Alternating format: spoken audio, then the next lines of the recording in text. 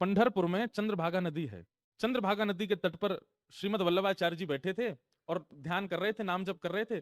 तभी उनके चित्त में साक्षात श्री पंडरीनाथ, श्री विट्ठल भगवान प्रकट हो गए और प्रकट होकर के बोले, हे महाप्रभु जी, आप गृहस्थाश्रम में क्यों नहीं जा रहे हो?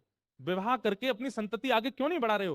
तो महाप्रभु जी बोले, मेरी इच्छा नहीं है। तो विट्ठलनाथ जी बोले, मैं आपसे आपके यहाँ प्रकट भयो श्रीनाथ के रूप में, आप नहीं चाहते कि मेरी सेवा विस्तार हो आगे? तो गोसाई जी महाप्रभु जी बोले, हम चाहते तो हैं कि सेवा विस्तार हो, लेकिन हम अपने शिष्यों को दे देंगे। बोले, शिष्य नहीं, हमको आपके ही कुल में जन्मे, आपके ही रक्त के बालकों से अपनी सेवा करानी है, आपके ही वंशजों से अपनी सेवा करानी है। इसलिए कृपा करके हमारी आज्ञा है कि आप गृहस्थ आश्रम में प्रवेश करो। लेकिन महाप्रभु जी तब भी इतने प्रसन्न नहीं थे। तब अंत में श्री विट्ठल भगवान ने आज्ञा की, अच्छा ठीक है, हम एक और बात कहते हैं। बोले, क्या?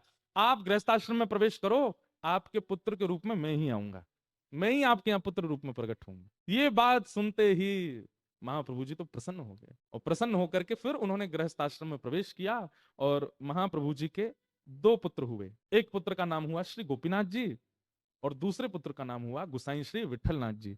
क्योंकि श्री विट्ठलनाथ जी जो थे वो स्वयं विट्ठल भगवान ही पुत्र बन के आए, इसलिए उनका नाम पड़ा गुसाई श्री विट्ठलनाथ। उन्हीं का चरित्र हम आज सुनेंगे, गुसाई श्री विट्ठलनाथ जी। श्रीनाथ जी प्रकट हुए और प्रकट होकर के महाप्रभु जी ने उनको विराजमान कर दिया। लेकिन महाप्रभु जी केवल उनको धोती पहनाते और दूध का भोग लगाते, बस इतनी सेवा महाप्रभु जी ने की। लेकिन जब गुसाई श्री विट्ठलनाथ जी सेवा में आए, तब उन्होंने ठाकुर जी की सेवा का विस्तार किया और राग, भोग, श्रृंगार, ये तीन प्रणाली प्रकट कर दी। बोले, ठाकुर जी का श्रृंगार भी होगा, ठाकुर जी को राग भी सुनाया जाएगा और ठाकुर जी को भोग भी निवेदित किया जाएगा। चार शिष्य तो थे महाप्रभु श्री वल्लभाचार्य जी के, और चार शिष्य कौन कौन थे? पहले सूरदास, दूसरे परमानंद दास, तीसरे कुंभन दास और चौथे कृष्णदास। ये चार अष्ट सखा है ना हमारे गोवर्धन में, उनमें से चार शिष्य तो हुए महाप्रभु श्री वल्लभाचार्य जी के और चार शिष्य हुए गुसाई श्री विट्ठलनाथ जी के। कौन कौन? नंददास, गोविंद दास, छीत स्वामी और चौथे हुए चतुर्भुज दास, जिन्होंने पद गाया, गोवर्धनवासी सांवरे तुम बिन रहे हो ना जा।